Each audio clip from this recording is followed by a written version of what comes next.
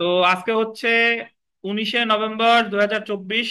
আমাদের bar council লিখিত ব্যাচের 72 নং ক্লাস এবং তামাদি আইনের তৃতীয় ক্লাস। আজকে আমরা আলোচনা করব আমাদের সাজেশনের 4 নাম্বার প্রশ্নটা। 4 নাম্বার প্রশ্ন যেখানে আলোচনা করা হয়েছে, দেখেন চারের যে এ, এটা যদি আমরা একটু দেখি, এখানে বলা হয়েছে যে তামাদি আইনের 6 ও 7 ধারায় বর্ণিত আইনগত অক্ষমতার নীতিসমূহ ব্যাখ্যা করুন। উক্ত নীতিসমূহের ব্যতিক্রমগুলো কি কি? আইনগত অক্ষমতা ব্যতিক্রমগুলো কি কি, তারপর দেখেন তামাদি মেয়াদ একবার আরম্ভ হলে পরবর্তী অক্ষমতা দ্বারা এই পরবর্তী অক্ষমতা দ্বারা, লেখেন দ্বারা হয়ে গেছে, পরবর্তী অক্ষমতা দ্বারা মামলা করার অধিকার বন্ধ হয় কি, আলোচনা করুন। তো এখানে একটা ধারা আছে, ওইটা কেটে লেখেন দ্বারা। তো এটা হলো যে বৈধ অক্ষমতা আর বৈধ অপারগতা একই জিনিস। ইংরেজিতে বলে লিগাল ডিসএবিলিটি। লিগাল কি বলেন? ডিসএবিলিটি। তো দেখেন যে আমাদের গতদিন আমরা আলোচনা করেছিলাম যে 5 ধারায় পড়ছিলাম বিলম্ব মওকুফ। 5 ধারা বিলম্ব মওকুফ মূল দেওয়ানি মামলার ক্ষেত্রে প্রযোজ্য না। 5 ধারাটা প্রযোজ্য ছিল 5টা ক্ষেত্রে: আপিল, আপিলের অনুমতির দরখাস্ত, রায় রিভিউর দরখাস্ত, রিভিশনের দরখাস্ত, আর অন্যান্য দরখাস্তের ক্ষেত্রে। অর্থাৎ যদি কোনো কারণে মূল মামলা দায়েরে দেরি হয়, তাহলে আপনি কিন্তু 5 ধারার সুবিধা পাবেন না। অর্থাৎ 5 ধারায় আপনি বিলম্ব মওকুফের আবেদন করলে কাজ হবে না। তো গতদিন আমরা পড়েছিলাম যে তাহলে কি মূল দেওয়ানি মামলার ক্ষেত্রে কখনোই বিলম্ব মওকুফের আবেদন করা যায় না? অবশ্যই যায়। সেটা আমরা পড়েছিলাম একটা, সেটা হলো তামাদি আইনের 14 ধারা, যেখানে বলা হয়েছিল যখন বাদী ভুল এখতিয়ার সম্পন্ন কোনো আদালতে সরল বিশ্বাসে কোনো মামলা দায়ের করে এবং পরবর্তীতে যখন প্রথম আদালত বুঝতে পারে যে তার এই মামলা করার কোনো এখতিয়ার নেই, তো যখন ওই মামলাটা সে ফেরত দিল এবং যখন বাদী গিয়ে যথাযথ এখতিয়ার সম্পন্ন আদালতে কোনো মামলা দায়ের করতে যখন গেল, ওই মুহূর্তে সে গিয়ে দেখলো যে তার তামাদি মেয়াদ শেষ হয়ে গিয়েছে। তখন সে এই দ্বিতীয় পরবর্তী যে আদালত, সেই আদালতে তামাদি আইনের 14 ধারা অনুসারে তাকে দরখাস্ত দিতে হবে এবং আবেদন করতে হবে যে ওনার, যে আমার প্রথম আদালতে যে সময়টা ব্যয় হয়েছে সেই সময়টা কি দেয়া হোক, বাদ দেয়া হোক, তাহলে আমার তামাদি মেয়াদ নিয়ে কোনো সমস্যা হয় না। এবং 14 ধারায় বিলম্ব মওকুফ করা আদালতের জন্য কি, বাধ্যতামূলক। কিন্তু 5 ধারায় বিলম্ব মওকুফ করা বাধ্যতামূলক না। তাহলে গতদিন আমরা জেনেছিলাম যে বিলম্ব মওকুফ মূল মামলার ক্ষেত্রে প্রযোজ্য তামাদি আইনের কত ধারায়? 14 ধারায়। এখন আমাদের তামাদি আইনের ধারা থেকেই প্রশ্ন আসে, অনুচ্ছেদ থেকে খুব বেশি প্রশ্ন আসে না। তো তামাদি আইনের ধারা, এক ধারা থেকেই বিভিন্ন প্রশ্ন আসবে। যেহেতু ধারার সংখ্যা কম, প্রশ্ন ঘুরে ফিরে একটার এক ধরনের বেশি হয় না। এখন তারা নতুন স্ট্র্যাটেজি কি, তারা এই প্রশ্নের নাম, একটা নাম অনুপ, তার এখন অন্য নাম দিয়ে ডাকবে, কিন্তু আমার মূল উত্তর কিন্তু অনুপের যা আছে তাই।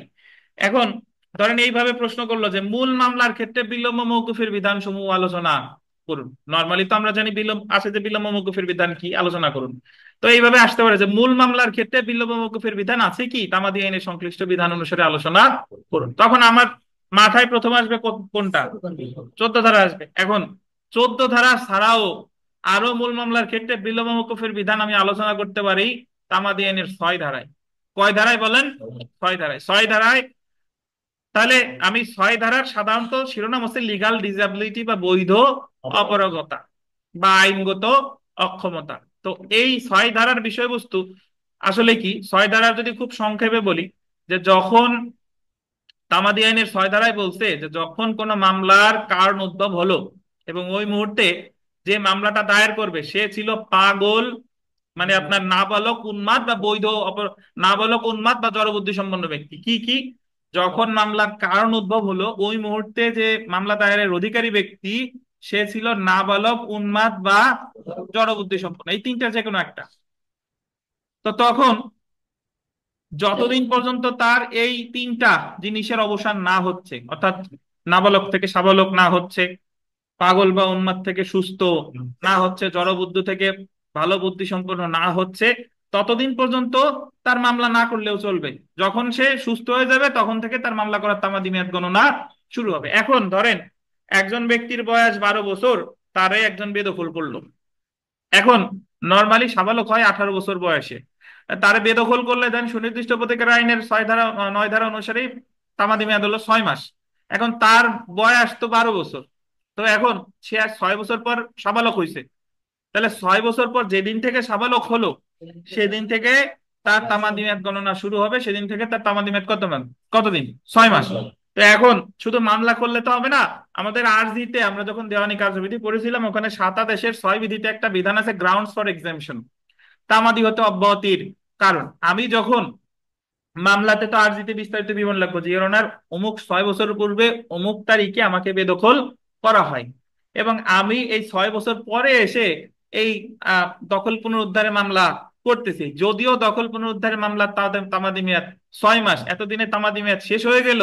এই যে যে 6 বছর সময়টা, এই সময়টা আমার বিলম্ব মওকুফ করতে হবে, এবং এই সময়টা বিলম্ব মওকুফ করতে আপনি বাধ্য, কারণ এই 6 বছর আমি কি ছিলাম? নাবালক ছিলাম। বুঝতে পারছেন? তার মানে মূল মামলার ক্ষেত্রে বিলম্ব মওকুফের আর একটা ধারা কত? 6 ধারা। তার মূল মামলার ক্ষেত্রে বিলম্ব মওকুফ আমরা গতদিন পড়েছিলাম কত ধারা? 14 ধারা। আর আজকে বললাম কি? 6 ধারা। তো এখন 6 ধারার যে মূল বিষয়বস্তু সেটা হলো এরকম যে এটারে বৈধ অপরগতা বলে বা লিগাল ডিসাবিলিটি বলে, যে যখন মামলার কারণ উদ্ভব হয়েছে ওই মুহূর্তে বাদী যদি তিনটা জিনিসের যে কোনো একটা থাকে, নাবালক, উন্মাদ, আর একটা কি, জড়বর্তী। যদি এরকম হয় যে যেদিন আপনি বেদখল হয়েছেন ওই দিন আপনি সুস্থ ছিলেন, পরের দিন আপনি উন্মাদ হইলেন বা জড়বুদ্ধি সম্পন্ন হইলেন, তাহলে কিন্তু আপনি 6 ধারার সুবিধা পাবেন না। 6 ধারার সুবিধা আপনি যদি পেতে চান, যেদিন কজ অফ অ্যাকশন অ্যারাইজ হয়েছে, যেদিন মামলার কারণ উদ্ভব হয়েছে ওই দিনই আপনাকে তিনটার যে কোনো একটা জিনিস থাকতে হবে। কি? নাবালকত্ব, উন্মাদ, অথবা কি, জড়বুদ্ধি সম্পন্ন। এবং যেদিন আপনি সুস্থ হবেন সেদিন থেকে আপনার তামাদি মেয়াদ গণনা শুরু হবে। এটাই বলছে কত ধারায়? 6 ধারা। এখন 6 ধারার যে বিষয়বস্তু, 6 ধারার বিষয়বস্তু আমরা বিস্তারিত পড়বো, তার আগে একটু আপনাদের বলে নিচ্ছি যে 6 ধারার বিধানটা এটা শুধুমাত্র প্রযোজ্য মূল মামলার ক্ষেত্রে আর জারি মামলার ক্ষেত্রে। কিসের ক্ষেত্রে? মূল মামলার ক্ষেত্রে আর জারি মামলার ক্ষেত্রে। এবং আরো মজার বিষয় হলো 6 ধারার সুবিধা শুধু দাবি করতে পারবে বাদী আর ডিক্রিদার। বাদী আর কে? ডিক্রিদার। এই 6 ধারা কিন্তু আপিল রিভিউ রিভিশনের ক্ষেত্রে প্রযোজ্য না। অর্থাৎ আপনি যদি এইভাবে চিন্তা করেন যে আপনি আপিল করবেন, আপনি পাগল, আমি উন্মাদ, তাহলে আপিল তো আমি নির্ধারিত সময়ের মধ্যে করতে পারি নাই, তাহলে এই ক্ষেত্রেও আমি বিলম্ব মৌকুফের আবেদন করবো, বাট সেটা 6 ধারা না, সেটা কত ধারা? 5 ধারা। তাহলে আপিল রিভিউ রিভিশনের ক্ষেত্রে আপনার বিলম্ব মৌকুফের আবেদন করতে হবে কত ধারায়? 5 ধারায়। আর মূল মামলার ক্ষেত্রে যদি ভুল এখতিয়ার সম্পন্ন আদালতে মামলা করেন বিলম্ব মৌকুফের আবেদন করতে হবে 14 ধারায়।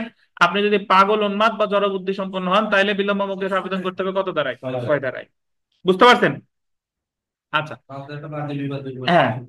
আর 5 ধারা তো বাদী বিবাদী উভয়ের ক্ষেত্রে প্রযোজ্য, কিন্তু 6 ধারা শুধুমাত্র প্রযোজ্য বাদীর ক্ষেত্রে বা ডিক্রিদারের ক্ষেত্রে, অর্থাৎ মূল মামলার ক্ষেত্রে। আর একটা হচ্ছে কি, জারি মামলার ক্ষেত্রে। আর 6 ধারার ক্ষেত্রে আমরা জানলাম বিলম্ব মওকুফ করতে আদালত কি, বাধ্য।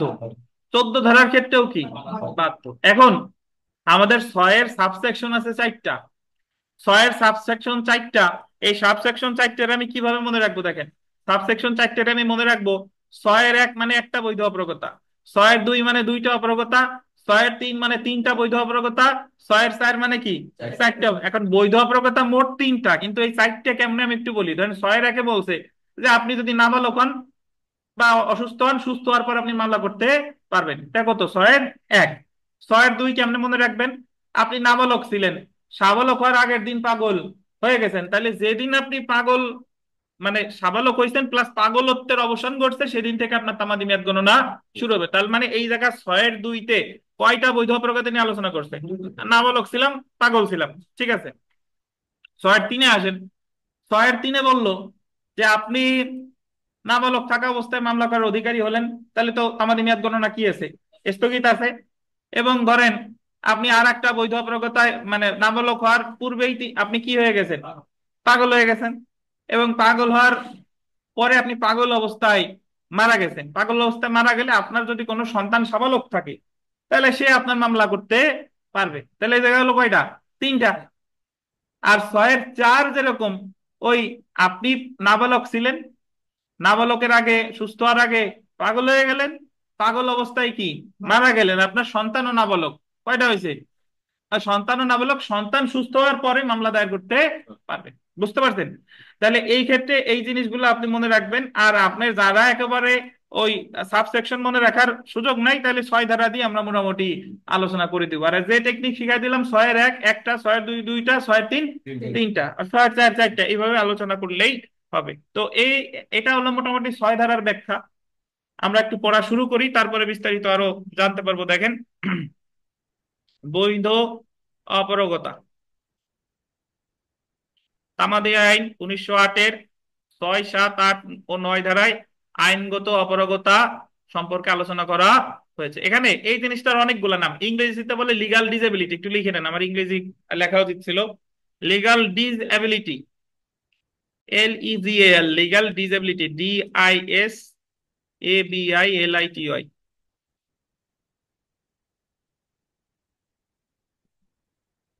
লিগাল ডিসএবিলিটি, এটারে আইনগত অপারগতা বলে, আইনগত অক্ষমতা বলে। এটারে বৈধ অপারগতা বলে, বৈধ অক্ষমতা বলে। বাট ইংরেজিতে কি বলে? এটারে 6 ধারার ছদ্মনাম হলে বললো যে মূল মামলার ক্ষেত্রে কিভাবে বিলম্ব মওকুফের আবেদন করা যায়, আলোচনা করুন।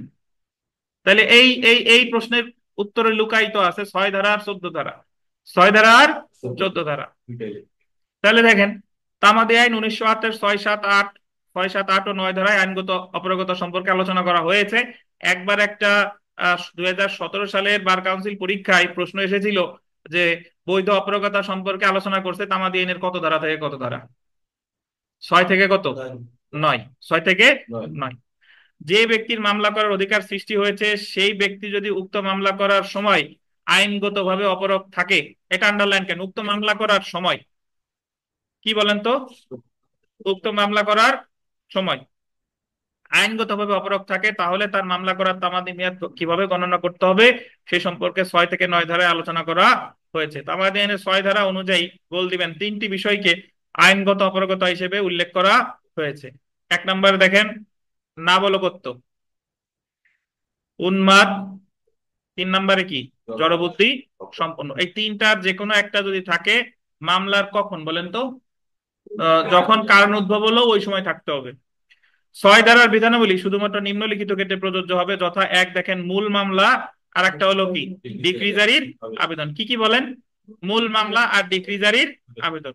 অর্থাৎ 6 ধারার বিধানাবলী আন্ডারলাইন করেন, আপিল, রিভিউ বা রিভিশন ইত্যাদি ক্ষেত্রে প্রযোজ্য না। যেমন আপিল দায়েরের সময় আপিলকারী যদি আইনগত অপরাধ হয়, যেমন উন্মাদ থাকে, তাহলে আপিল দায়েরের ক্ষেত্রে তামাদি মেয়াদ গণনা স্থগিত থাকে না। এছাড়া 6 ধারার বিধানাবলী শুধুমাত্র গোল দিবেন বাদীর ক্ষেত্রে প্রযোজ্য। কার ক্ষেত্রে প্রযোজ্য? বাদী। অর্থাৎ বাদী 6 ধারার, অর্থাৎ বিবাদী 6 ধারার সুবিধা পাবে না। বিবাদী যদি নাবালক হয়, উন্মাদ হয়, সে কিন্তু 6 ধারার সুবিধা পাবে না। নিম্নে 6 ধারার বিধানাবলী আলোচনা করা হলো। তো এ জায়গা বাদী ছাড়াও, বাদী তো পরবর্তীতে কি হয়?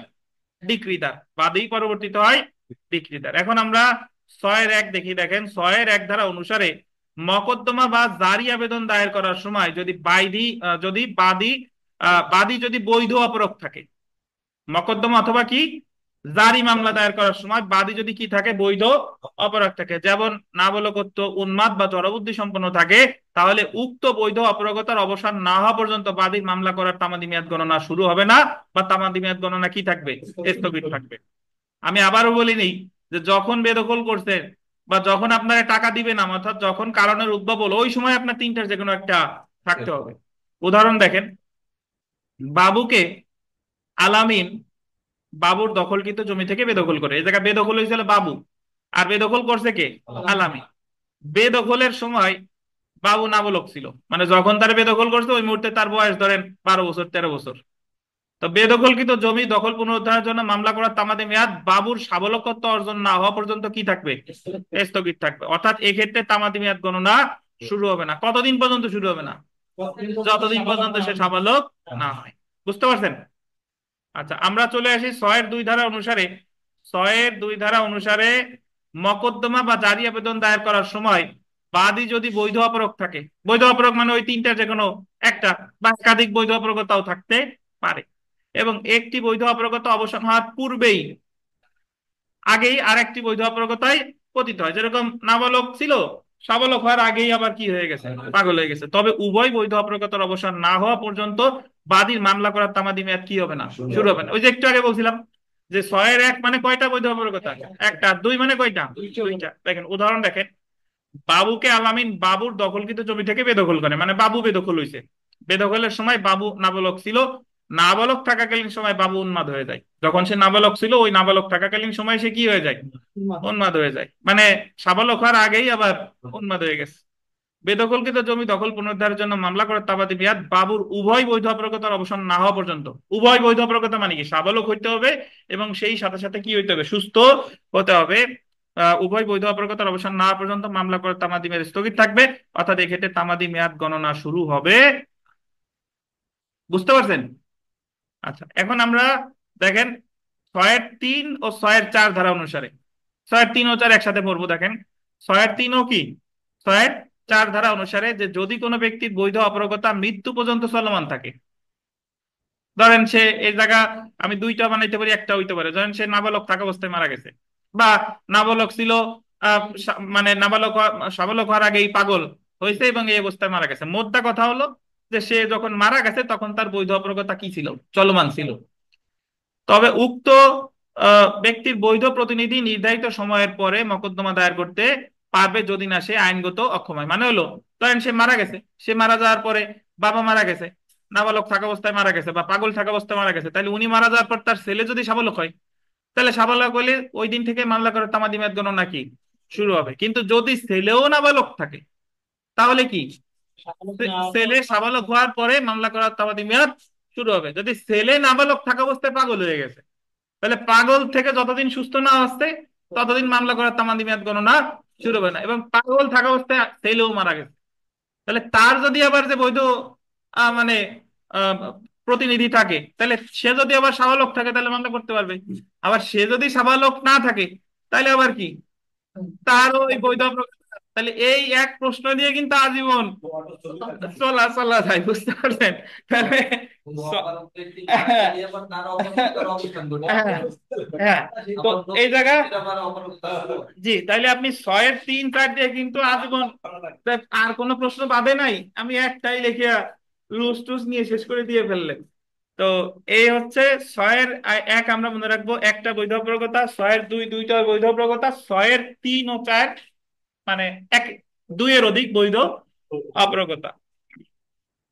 আইনগত প্রতিনিধি যদি আইনগত অক্ষম হয় তাহলে সেক্ষেত্রে 6 ধারার বিধানাবলী প্রযোজ্য হবে, অর্থাৎ বৈধ প্রতিনিধির আইনগত অক্ষমতার অবসান না হওয়া পর্যন্ত তার মামলা করার তামাদি মেয়াদ কি হবে না? শুরু হবে না। আশা করি 6 ধারা বুঝতে পারছেন কিনা আপনারা, অনলাইন অফলাইনে যারা আছেন 6 ধারা বুঝছেন কিনা। এবং এই জিনিস কিন্তু মুখস্থ করা লাগে না, আপনি যদি বুঝে থাকেন তাহলে আপনি যা মনে মনে বুঝছেন এটাই আপনার মতো করে লিখে দিবেন। বুঝতে পারছেন? দেখেন একটা জিনিস দেখেন, আমাদের ফৌজদারি কার্যবিধি অনেক বড়, ওই জায়গা থেকেও 15 মার্ক। আবার তামাদি আইন অত পড়া লাগবে না, এই জায়গা থেকেও কি 15 মার্ক। 10 না, 15। উভয় ক্ষেত্রেই 15-15। তো এটারে আন্ডার এস্টিমেট করার কোনো সুযোগ নাই, বরং ওই জায়গা থেকে এই জায়গায় শ্রম দিলে আরো প্রশ্ন আমার ভালো হবে। জি, দেখেন, তো 6 ধারা আশা করি বুঝতে পারছেন। এখন আমরা দেখব 7 ধারা। অনেকে আপনারা ওই এলএলবি পড়ার আগে অথবা অন্যান্য সময় শুনতাম যে বলতেছে 7 ধারার মামলা করতে, 7 ধারার মামলা। And এই 7 ধারার মামলা কোন আইনে 7 ধারা লোকজন তো আর জানে না কোন আইনে 7 ধারা। ফৌজদারি কার্যবিধির 107 ধারা, ফৌজদারি কার্যবিধির 107 ধারা, ওই যে শান্তি রক্ষার মুচলেকার জন্য মামলা দায়ের করে নির্বাহী ম্যাজিস্ট্রেট আদালতে। যাই হোক, এই যে 7 ধারা এটা শুধু 7 ধারা, এবং এটা হলো তামাদি আইনের 7 ধারা। দেখেন, একাধিক বাদী বা দরখাস্তকারীদের মধ্যে একজনের অক্ষমতা। এটা আসলে কি? এটা হলো যে, ধরেন আপনারা 3 জন মামলা করার অধিকারী। এখন যখন 3 জনের কাছ থেকে যদি এইভাবে বলি যে আমাদের অনুফ, আরাফাত সাহেব আর রুবেল, এনরা 3 জনে একটা মাল্টিপারপাস ফার্ম আছে, ওনাদের কাছ থেকে জাকারিয়া লোন নিছে। তো জাকারিয়া লোন নেওয়ার পরে জাকারিয়ার শর্ত হলো যে জাকারিয়া 2024 সালের জানুয়ারি মাসে লোন নিছে, 2024 সালের 31শে ডিসেম্বরের মধ্যে এই লোন কি করবে? পরিশোধ করবে। 31শে ডিসেম্বরের মধ্যে পরিশোধ করতে না পারলে তাহলে তামাদি মেয়াদ গণনা, মানে মামলা করার কারণ উদ্ভব হবে। এবং জাকারিয়া ঠিকই 31শে ডিসেম্বরের মতো লোন পরিশোধ করতে পারে নাই। তাহলে ইন্দ্রা যেহেতু একসাথে মাল্টিপারপাস ফার্ম, ইন্দ্রা এখন মামলা করার অধিকারী। এখন মামলা করতে গিয়ে দেখা গেল যে ওই আমাদের রুবেলের মাথায় একটু সমস্যা দেখা দিছে, রুবেল উন্মাদ হয়ে গেছে, আর অনুপ আর আরাফাত সাহেব সুস্থ আছে। এখন তাহলে প্রশ্ন এসে যায় যে অনুপ আর আরাফাত কি এই জাকারিয়ার বিরুদ্ধে মামলা করতে পারবে কিনা, নাকি রুবেল যতদিন পর্যন্ত সুস্থ না হচ্ছে ততদিন পর্যন্ত তামাদি মেয়াদ গণনা স্থগিত থাকবে? মানে মামলা করতে কি তিনজনের সুস্থ হওয়া লাগবে, নাকি দুইজন সুস্থ হলে সমস্যা নাই, একজন অসুস্থ আছে তো এমন কোনো সমস্যা নাই? এটা ডিপেন্ড করে ওনাদের যে সম্পর্ক সেটার উপরে। যদি ওনাদের, যেহেতু একটা মাল্টিপারপাস ফার্ম, তাদের একটা মানে কার্যক্রমের একটা লিপিবদ্ধকৃত একটা ফ্রেমওয়ার্ক আছে, ধরেন একটা আইন আছে বা একটা স্টেট মানে একটা কি বলে চুক্তিপত্র আছে, বা ওই সংবিধানের মতো একটা জিনিস আছে যে কখন কি কি কে কি করতে পারবে, কোনো মামলা করতে হলে কার সিদ্ধান্ত, গঠনতন্ত্র যেটাকে বলে। তো গঠনতন্ত্রে যদি লেখা থাকে যে যে মামলা করতে হলে তিনজনেরই সম্মতি প্রয়োজন, তাহলে কিন্তু রুবেল যতদিন পর্যন্ত সুস্থ না হচ্ছে ততদিন পর্যন্ত কিন্তু ওই দুইজন মামলা করতে পারবে না, তামাদি মেয়াদ গণনা কি থাকবে, স্থগিত থাকবে, এবং রুবেল সুস্থ হওয়ার পরে তামাদি মেয়াদ গণনা শুরু হবে। আর যদি গঠনতন্ত্রে বলা থাকে যে না, যে যে কোনো দুইজন মানে 2/3 মেজরিটি থাকলেই তারা সিদ্ধান্ত গ্রহণ করে যে কোনো পদক্ষেপ নিতে পারবে, তাই যেহেতু এই জায়গায় দুইজন সুস্থ আছে তাহলে তারা দুইজন মামলা যেহেতু করা যাবে, তাহলে এই ক্ষেত্রে তামাদি মেয়াদ গণনা কি শুরু হবে। এটাই মোটামুটি আমাদের সাত ধারা দেখেন, যে একাধিক বাদী ও দরখাস্তকারীদের মধ্যে একজনের অক্ষমতা। সাত ধারা অনুসারে যে ক্ষেত্রে একাধিক ব্যক্তি মামলা দায়ের করার অধিকারী এবং তাদের মধ্যে যে কোনো একজন আইনগত অক্ষম, যে কোনো কি একজন অক্ষম থাকে, তবে উক্ত অক্ষম ব্যক্তির গোল দিবেন সম্মতি ছাড়াই অন্যান্য ব্যক্তিগণ মামলা দায়ের করতে পারবে যদি তাদের মধ্যে পূর্ব থেকে এরূপ সম্মতির বিধান থাকে। এটা একটা আন্ডারলাইন পয়েন্ট, পূর্ব থেকে সম্মতির কি বিধান থাকে। কিন্তু অবশিষ্ট ব্যক্তিগণ মামলা করতে পারবে না যদি তাদের মধ্যে পূর্ব থেকে সম্মতি না থাকে। এটা বুঝেন? তার মানে পূর্ব থেকে যদি তাদের সম্মতি থাকে তাহলে, আর সম্মতি না থাকলে পারবে না। উদাহরণ দেখেন, বাবু, আলামিন ও নিপুণ একটি ফার্মের অংশীদার এবং মহাসিন উক্ত ফার্ম থেকে ঋণ গ্রহণ করে। তাহলে কোম্পানিটা, ফার্মটা কার? বাবু, আলামিন আর নিপুণের। আর ঋণ নেছে কে? মহাসিন। মহাসিন উক্ত ঋণ পরিশোধ করতে না চাইলে ওই মুহূর্তে যদি বাবু উন্মাদ থাকে, মালিক ছিল কয়জন? তিনজন, এ জায়গায় বাবু কি উন্মাদ থাকে, তবুও বাবু এর সম্মতি ছাড়াই নিপুণ ও আলামিন মহাসিনের বিরুদ্ধে অর্থ আদায়ের মকদ্দমা দায়ের করতে পারবে যদি পূর্বে থেকে বাবু, আলামিন ও নিপুণের মধ্যে এরূপ সম্মতি প্রদান করা হয়ে থাকে। বাট যদি তাদের মধ্যে পূর্ব থেকে এই ধরনের সম্মতি প্রদান করা না হয়ে থাকে তাহলে কি পারবে না। সাত ধারা বুঝছেন? মানে ছয় ধারার বর্ধিত অংশ হচ্ছে কি সাত ধারা, যে একাধিক লোক যদি থাকে তাহলে অন্যান্য যে যদি সমস্যা হয় সেই ক্ষেত্রে কি হতে পারে। সাত ধারা আশা করি বুঝতে পারছেন। আচ্ছা, এখন আমাদের মূল প্রশ্নে ছিল যে বৈধ অপারগতার ব্যতিক্রম আছে কিনা, বৈধ অপারগতার ব্যতিক্রম আছে কিনা। দেখেন বিশেষ ব্যতিক্রম তামাদি আইনের ৮ ধারায় ৬ ও ৭ ধারার ব্যতিক্রম সম্পর্কে আলোচনা করা হয়েছে। তাহলে বৈধ অপারগতার ব্যতিক্রম আলোচনা করছে কত ধারায়? ৮ ধারায়। এখন ব্যতিক্রম কি সেটা আমরা দেখবো। দেখেন ৮ ধারায় বলা হয়েছে, দেখেন ৮ ধারায় এখানে আপনারা প্রথম যে পয়েন্টটা সেটা একটু দেখেন, অগ্রপয়ের মামলার ক্ষেত্রে বৈধ অপারগতার বিধানাবলী প্রযোজ্য হবে না। অর্থাৎ আপনি অগ্রক্রয়ের মামলার ক্ষেত্রে বৈধ অপারগতার বিধান প্রযোজ্য করা যাবে না। অগ্রক্রয়ের মামলা কি? অগ্রক্রয়ের মামলা হচ্ছে ধরেন আহ অনুপ সাহেবরা তিন ভাই, এখন অনুপ সাহেবের এক ভাই জমি বিক্রি করবে, তাহলে ওই জমি কেনার অধিকার সবার আগে কার? অনুপের বাকি দুই ভাইয়ের। এখন অনুপের ওই ভাই বাকি দুই ভাইয়ের কাছে না বিক্রি করে বিক্রি করে ফেলছে রুবেলের কাছে। দেখে এই দুই ভাই মামলা দায়ের করতে পারবে কিসের মামলা? অগ্রক্রয় মামলা, যে তাদের অগ্রক্রয় মানে কি আগে ক্রয় করার অধিকার, প্রিএমশন, রাইট অফ প্রিএমশন। তো এক্ষেত্রে মামলা করার সময় দেখা গেল যে অনুপ পাগল। এখন অনুপ পাগল হইলেও অনুপের এই তামাদি মেয়াদ গণনা স্থগিত থাকবে না। বুঝতে পারছেন? ওনার পাগল হইলেও উনি যদি মামলা করতে চায় তাহলে ওনার যে ওই যে বৈধ অভিভাবকের মাধ্যমে মামলা করতে হবে, নাইলে সে মামলা করতে পারবে না। বিষয়টা এমন না যে সে সুস্থ অগ্রকরের মামলা একটা তামাদি মেরেছে 1 বছর, বা কিছু ক্ষেত্রে 3 বছর, কিছু ক্ষেত্রে 6 বছর, তাহলে তাকে ওই মেয়াদের মধ্যেই মামলাটা করতে হবে। পাগল, উন্মাদ বা এগুলোর কারণে অগ্রকরের মামলা তামাদি মেয়াদ গণনা স্থগিত থাকবে না। জি, প্রিলিমিনারিতে ভালো প্রশ্ন, যে বৈধ অপারগতার বিধান কোন ধরনের মামলার ক্ষেত্রে প্রযোজ্য হবে না। এছাড়া দেখেন বৈধ অপারগতার গোল দিবেন অবসান হওয়ার, অবসান হওয়ার এই শব্দ দুইটা গোল দেন, অবসান হওয়ার বা বৈধ অপরগতা অবস্থায়, আন্ডারলাইন করেন, মারা যাওয়ার পর। দুইটা জিনিস, একটা বলছে যে বৈধ অপরগতা অবসান হওয়ার বা বৈধ অপরগ অবস্থায় মারা যাওয়ার পর বাদী মামলা দায়েরের জন্য গোল দিবেন 3 বছরের বেশি সময় হবে না। এটার ব্যাখ্যা কি? এই জায়গা বলছে যে বৈধ অপরগতা অবসান হওয়ার পর আপনি নাবালক ছিলেন, সাবালক হইছেন, তাহলে মামলা দায়েরের জন্য সর্বোচ্চ সময় পাবেন কত? 3 বছর। আপনি নাবালক ছিলেন, সাবালক হওয়ার আগে পাগল হয়ে গেছেন, পাগল হওয়ার পর সুস্থ হয়েছেন যখন, পাগল থেকে সুস্থ হয়েছেন যখন, সময় পাবেন কতদিন? 3 বছর। বুঝতে পারছেন? অথবা আপনি নাবালক থাকা অবস্থায় মারা গেছেন, নাবালক থাকা অবস্থায় কি মারা গেছেন, তাহলে আপনার যে বৈধ প্রতিনিধি আছে তারা যদি সুস্থ থাকে তারা সময় পাবে কতদিন? 3 বছর। এই কারণে বললো যে বৈধ অপরাগতা কি অবসান হওয়ার পর, বা যে ক্ষেত্রে আপনি বৈধ অপরাগ অবস্থায় মারা গেছেন, তাহলে আপনার যে বৈধ প্রতিনিধি আছে সে যদি বৈধ অপরাগ না হয়, মানে সে যদি সুস্থ হয়, তাহলে সে সময় পাবে কতদিন? 3 বছর, সর্বোচ্চ 3 বছর। একটা জিনিস খেয়াল করেন, একটা মামলার তামাদি মেয়াদ যত বছর হোক না কেন, আমরা বেশ কয়েকটা এখানে কয়েকটা উদাহরণ দিলে আপনি বুঝতে পারবেন। উদাহরণ এখানে পড়বো, তার আগে আমি একটু আমার মতো করে কয়েকটা উদাহরণ দেই, শুনেন। ধরেন সুনির্দিষ্ট প্রতিকার আইনের 8 ও 42 ধারার মামলা করার, সুনির্দিষ্ট প্রতিকার আইনের 8 ও, কি বেঞ্চ ভেঙে গেছে না বোতল পড়ছে? সুনির্দিষ্ট প্রতিকার আইনের 8 ও 42 ধারার মামলা করার তামাদি মেয়াদ 12 বছর।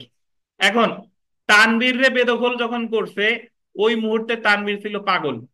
এখন তানভীর 14 বছর পর সুস্থ হয়েছে, আর আমরা জানি 12 বছরের হলো মামলা করার সময়, বাট সে সুস্থ হয়েছে কত বছর? তার হাতে কিন্তু আর কিছু নাই। তো এই ক্ষেত্রে তানভীর মামলা 8 ধারা অনুযায়ী মামলা করার সময় পাবে কত বছর? 3 বছর। বুঝতে পারছেন? যেহেতু মূল মামলার তামাদি মেয়াদ যা ছিল তার আমার কিছু নাই, আরো বেশি হয়ে গেছে, তো এই ক্ষেত্রে আমি 8 ধারা অনুযায়ী সময় পাবো সর্বোচ্চ কয় বছর? 3 বছর। আচ্ছা, আগে একদিন এই বিষয়ে বুঝাইছিলাম, একদিন আলোচনা করছিলাম। আচ্ছা, যদি এরকম হয় যে ধরেন যে 12 বছর তামাদি মেয়াদ, তানভীর 6 বছর পর সুস্থ হয়েছে, তাহলে হাতে তো অলরেডি 6 বছর আছে, তাইলে আর 8 ধারার সুবিধা এই জায়গা পাওয়া যাবে না, কারণ আমার তো এমনিতেই 3 বছরের বেশি সময় আছে, তাইলে আর 8 ধারার সুবিধা লাগবে না। 8 ধারার সুবিধা তখনই লাগবে যখন আমার হাতে সময় আছে কতদিন? 3 বছরের কম। কিভাবে দেখেন, ধরেন 12 বছর মামলা করার তামাদি মেয়াদ, তানভীর যেদিন বেদখল হয়েছে ওই দিন তিনি পাগল ছিলেন, উনি 11 বছর পর সুস্থ হয়েছে। মামলা করার তামাদি মেয়াদ কত বছর? 12 বছর। উনি সুস্থ হয়েছে কয় বছর পর? তার ওনার হাতে আছে কত? 1 বছর। আর 8 ধারা থেকে পাবে কত বছর? 2 বছর। মানে মোট 3 বছরের বেশি পাবে না, হাতে 1 বছর আছে, আর 8 ধারা থেকে পাবো সুবিধা কত বছর? 2 বছর। আচ্ছা, যারা এখনো বুঝেন নাই তাদের আবার বুঝাই। যদি এরকম হয় যে তানভীর 12 বছর তামাদি মেয়াদ, তানভীর 12 বছর পর সুস্থ হয়েছে, ওনার হাতে কি কিছু আছে? নাই, তাহলে 8 ধারা থেকে উনি সময় পাবে কত? 3 বছর। যদি এরকম হয় যে তামাদি মেয়াদ 12 বছর, বাট তানভীর সুস্থ হয়েছে 10 বছর পর, তা ওনার হাতে আছে কত? 2 বছর। আর 8 ধারা থেকে পাবো কত বছর? 1 বছর। বুঝেন কিনা? যদি এরকম হয় যে তামাদি মেয়াদ 12 বছর, কিন্তু তানভীর সুস্থ হয়েছে 9 বছর পর, কয় বছর পর? তাহলে হাতে তো ওনার 3 বছর আছে, তাহলে আর কি 8 ধারার সুবিধা উনি পাবে? পাবে না।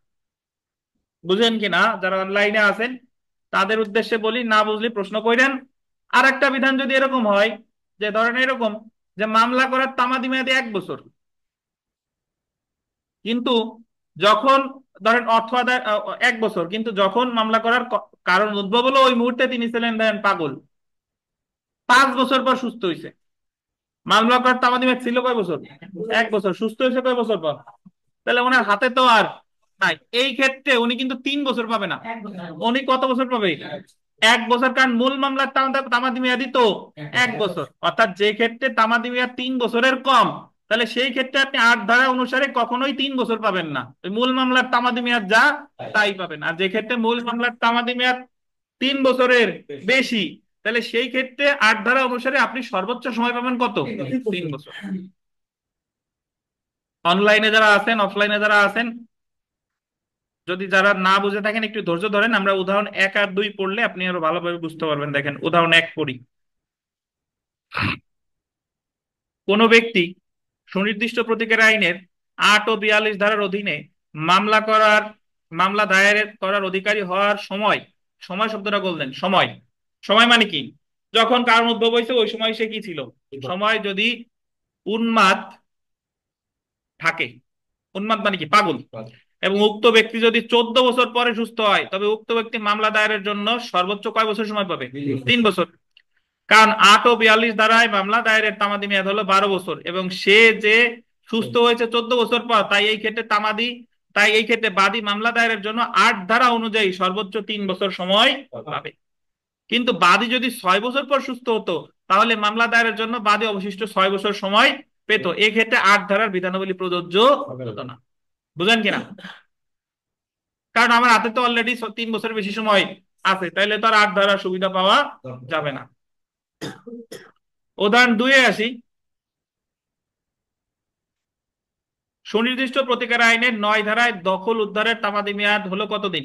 6 মাস। যদি কোনো ব্যক্তি উন্মাদ থাকা অবস্থায় বেদখল হয়ে 5 বছর পর সুস্থ হয়, মানে যখন সে বেদখল হয়েছে ওই সময় সে ছিল উন্মাদ, 5 বছর পর সুস্থ হয়েছে, উক্ত ব্যক্তি 8 ধারা অনুযায়ী মামলা দায়েরের জন্য সর্বোচ্চ কয় মাস সময় পাবে? এই জায়গায় 3 বছর সময় পাবে না। কেন? কারণ মূল মামলার তামাদি মেয়াদ কত? 6 মাস। তো এই জায়গাও সময় পাবে সে কতদিন? 8 ধারা অনুযায়ী পাইতেছে, বাট এই জায়গা সে পাবে কতদিন? 6 মাস। কারণ এই ক্ষেত্রে মূল মোকদ্দমা দায়েরের সময়সীমা ছিলই কত মাস? 6 মাস। তো 8 ধারার যে বিধান আমরা বুঝলাম যে 8 ধারা অগ্রক্রয়ের মামলার ক্ষেত্রে প্রযোজ্য না। আর বৈধ অপরাগত অবসান হওয়ার পরে বা বৈধ অপরাগ থাকা অবস্থায় মৃত্যুবরণ যদি কেউ করে, তারপরে মামলা দায়েরের জন্য সর্বোচ্চ সময় পাবে কতদিন? 3 বছর। কেউ বুঝছেন কিনা? না বুঝলে প্রশ্ন করেন। অনলাইনে যারা আছেন, অফলাইনে যারা আছেন, 8 ধারা বুঝতে পারছেন? জি স্যার।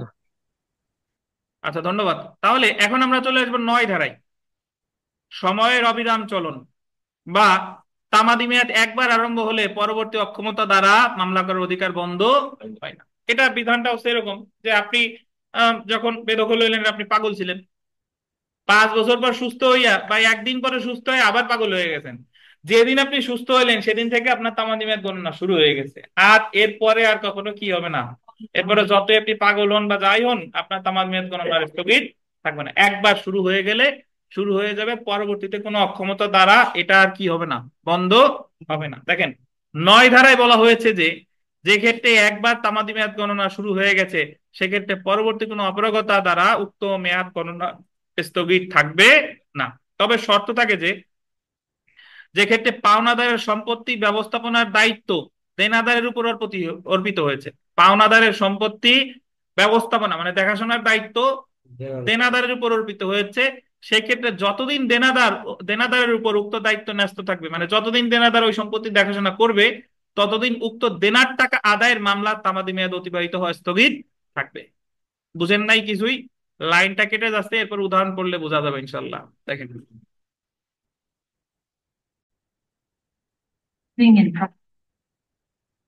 আচ্ছা, উদাহরণ 1 দেখেন।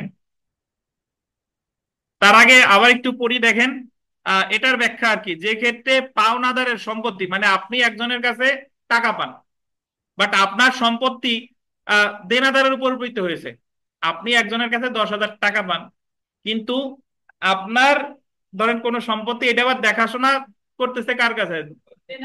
যার কাছে আপনি টাকা পান সে যদি আপনার সম্পত্তি দেখাশোনা করে, তাহলে যতদিন পর্যন্ত আপনার সম্পত্তি সে দেখাশোনা করতেছে, ততদিন পর্যন্ত আপনার মামলা করার তামাদি মেয়াদ গণনা কি হবে না, শুরু হবে না বা স্থগিত থাকবে। উদাহরণ 1টা পড়লে ক্লিয়ার হবে। এই কথাটাও বলছে 9 ধারায়। যেমন ধরেন, ডিপ জলের থেকে মিশা 1 বিঘা ধানের জমি বর্গা নেয় যে মিশা প্রতি বছর ডিপ জলকে 10,000 টাকা করে দিবে। তাহলে এই জায়গায় প্রতি বছর এই জায়গায় ধরেন পাওনাদার হচ্ছে কে? ডিপ জল। আর মিশা তো 1 বিঘা বর্গা নিছে, তাহলে দেনাদার কে? মিশা। এবং কথা হয়েছে যে সে 1 বিঘা বর্গা করে প্রতি বছর টাকা দিবে কত? 10,000।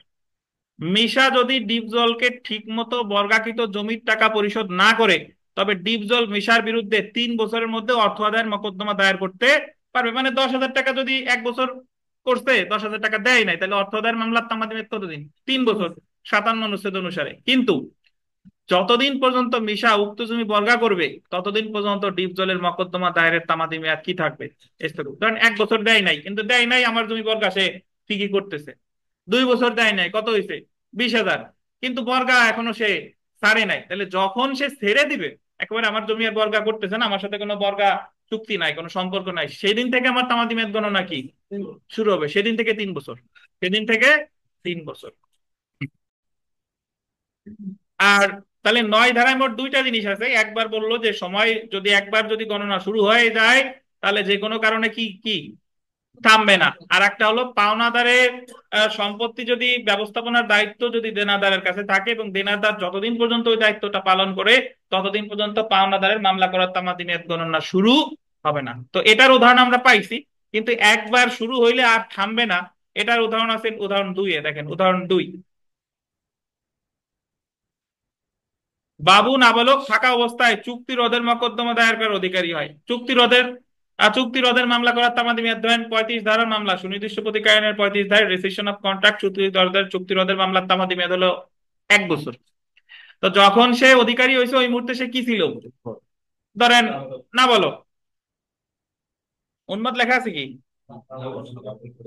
আচ্ছা দেখেন, কিন্তু বাবু সাবালক হওয়ার একদিন পরে উন্মাদ হয়ে যায়।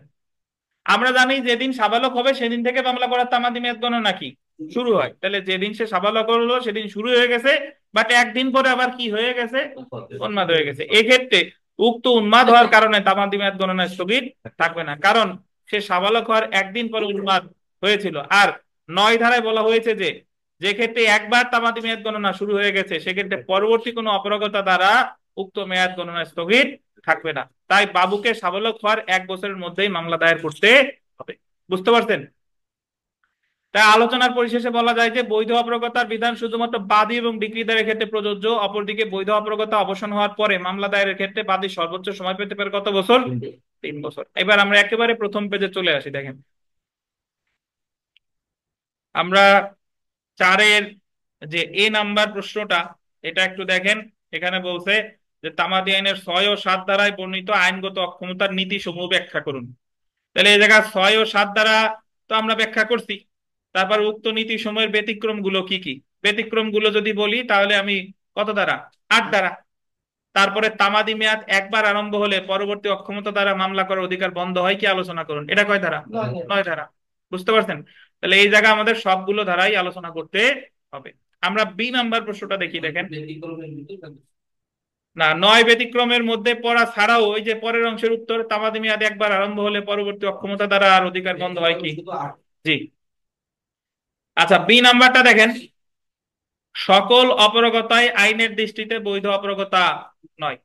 বৈধ অপারগতা তো সকল অপারগতা। আপনি অসুস্থ হইলেন, পাগল হন নাই, এমনি জ্বর ঠান্ডা লাগছে, বৈধ অপারগতা হবে? হবে না।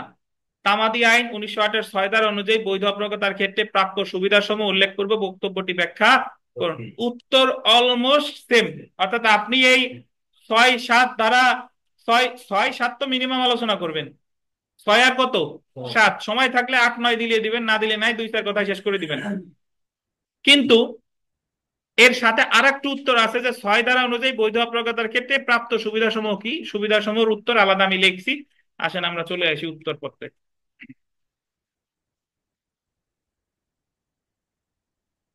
আচ্ছা এই যে দেখেন, নাম্বার উত্তর পাইছেন? সকল অপারগতাই আইনের দৃষ্টিতে বৈধ অপারগতা নয়। এখানে ব্র্যাকেটে লিখে দিবেন যে 6 ধারা আলোচনা করতে হবে। পরীক্ষার হলে যেন ওইভাবে লিখে দিয়েন না। ধরেন পরীক্ষার হলে এক জিনিস যদি আপনার 3বারও লেখা লাগে, 3বারও লিখতে হবে। ওনারা আবার বললেন না যে অমুক পেজে আছে, হবে না। জি। দেখেন এখন আমরা চলে আসি বৈধ অপারগতার সুবিধা, যে বৈধ অপারগতার যে প্রকৃতপক্ষে কোনো সুবিধা আছে কিনা।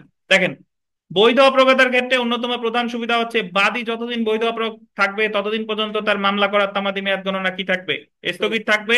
এবং উক্ত অপারগতা অবসান হওয়ার পর তামাদি আইনের 8 ধারা অনুযায়ী সর্বোচ্চ 3 বছর সময় পাবে। তারপরে দেখেন, এছাড়া বৈধ অপারগতার ক্ষেত্রে যতদিন পর্যন্ত তামাদি মেয়াদ গণনা স্থগিত থাকে ততদিন সময় তামাদি মেয়াদ গণনা হতে বাদ দেওয়া আদালতের জন্য কি বাধ্যতামূলক। বৈধ অপারগতার সুবিধা শুধুমাত্র মকদ্দমা দায়েরের অধিকারী ব্যক্তি নন, বরং তার বৈধ প্রতিনিধি ক্ষেত্রে বিশেষে উপভোগ করে থাকে। বুঝতে পারছেন? এগুলাই বৈধ অপারগতার মোটামুটি সুবিধা।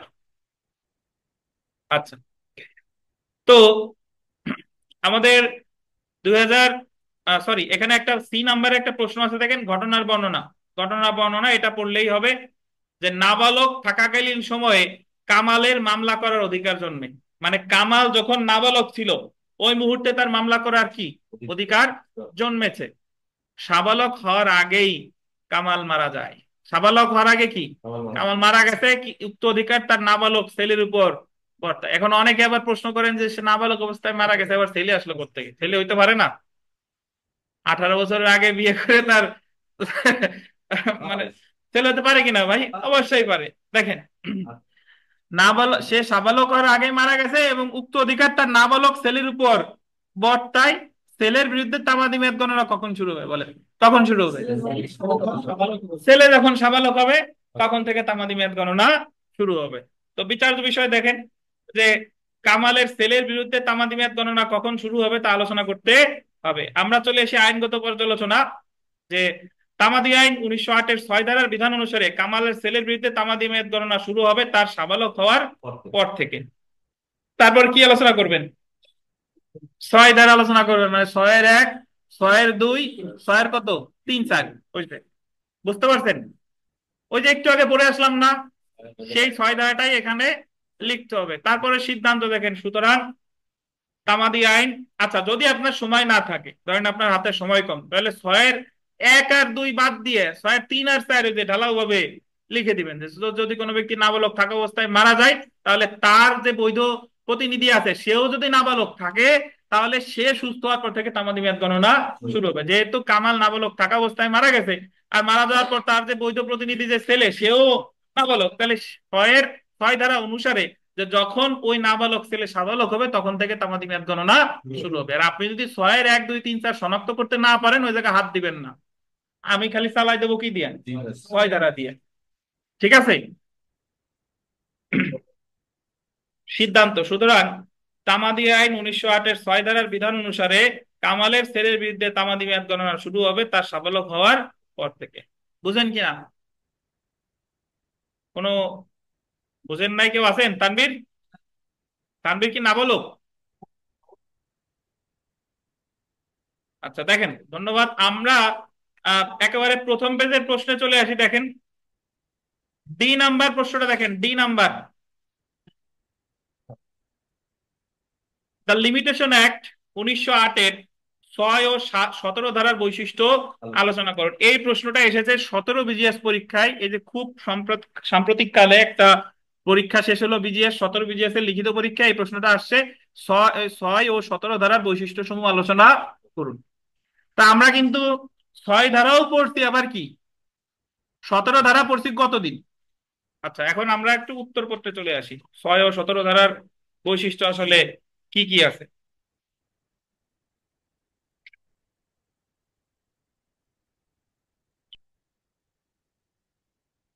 আচ্ছা, ওই তামাদির পরে একটা উ হয়ে গেছে, ওটা একটু কেটে দেন। পাইছেন? তামাদি আইন 1908-এর 6 ধারায় বাদীর বৈধ অপরগতা এবং 17 ধারায় মামলা করার অধিকার অর্জনের পূর্বে বাদী বা বিবাদীর মৃত্যুর ফলাফল সম্পর্কে আলোচনা করা হয়েছে। 6 ধারার যে বৈধ অপরগতা, এটা কার জন্য প্রযোজ্য ভাই? বাদী। আর 17 ধারায় বলতেছে যে মামলা করার অধিকার অর্জনের পূর্বে বাদী বা বিবাদীর মৃত্যুর ফলাফল সম্পর্কে আলোচনা করা হয়েছে। নিম্নে এই ধারা দুইটি বৈশিষ্ট্য সহ আলোচনা করা হলো। তো প্রথমে যদি আমরা চলে আসি 6 ধারা। 6 ধারা কিন্তু আমি আর বিস্তারিত ব্যাখ্যা করতে চাচ্ছিলাম না। 6 ধারা আমরা এতক্ষণ ধরে পড়ে আসছি। 6 ধারায় বৈধ অপরগতা বলতে বোঝায় নাবালকত্ব উন্মাদ জড়বুদ্ধি সম্পন্ন, মূল মামলার ক্ষেত্রে প্রযোজ্য, জারি মামলার ক্ষেত্রে প্রযোজ্য, বাদীর ক্ষেত্রে প্রযোজ্য, ডিক্রিদারের ক্ষেত্রে প্রযোজ্য। আর সাবালক আর 6 ধারার ক্ষেত্রে যেদিন থেকে সে বৈধ অপরগতার অবসান হবে সেদিন থেকে তার তামাদি মেয়াদ গণনা শুরু হবে। সে যদি মারা যায়, তার যে বৈধ প্রতিনিধি আছে তার থেকে তামাদি মেয়াদ গণনা শুরু হবে। বৈধ প্রতিনিধিও যদি বৈধ অপরগতায় পতিত হয়, তাহলে বৈধ প্রতিনিধি যখন সাবালক হবে বা ওই বৈধ অপরগতার অবসান হবে সেদিন থেকে মামলা দায়ের করা তামাদি মেয়াদ গণনা শুরু হবে। 6-এর 1-এ আমরা ব্যাখ্যা দিছি একটা বৈধ অপরগতা, 2-এ কয়টা? দুইটা। 3-4-এ একাধিক হইতে পারে। তো এখন 6 ধারার বিস্তারিত পড়লাম না, 6 ধারার বৈশিষ্ট্যে চলে আসি। দেখেন 6 ধারা আগে আপনি আলোচনা করবেন, তারপরে দিবেন 6 ধারার বৈশিষ্ট্য। 6 ধারার বৈশিষ্ট্য কি দেখেন? ছয় ধারা শুধুমাত্র মূল মামলা বা জারি আবেদনের ক্ষেত্রে প্রযোজ্য। ছয় ধারা শুধুমাত্র বাদী বা ডিক্রিদারের ক্ষেত্রে প্রযোজ্য। বিবাদী ছয় ধারার সুবিধা পেতে পারে না। তারপরে দেখেন, আপিল, রিভিউ, রিভিশন বা অন্যান্য আবেদনের ক্ষেত্রে ছয় ধারা প্রযোজ্য না।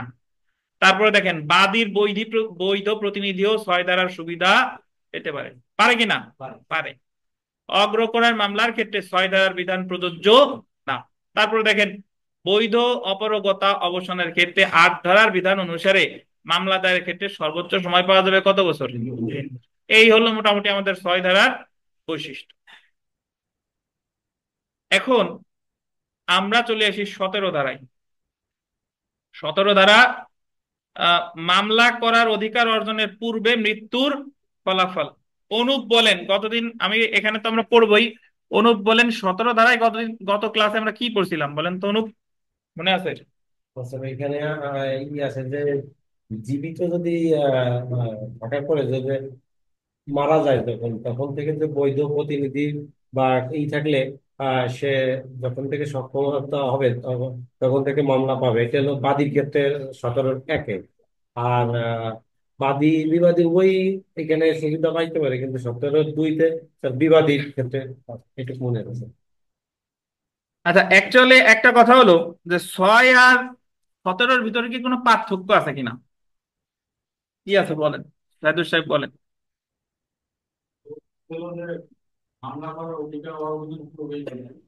জি।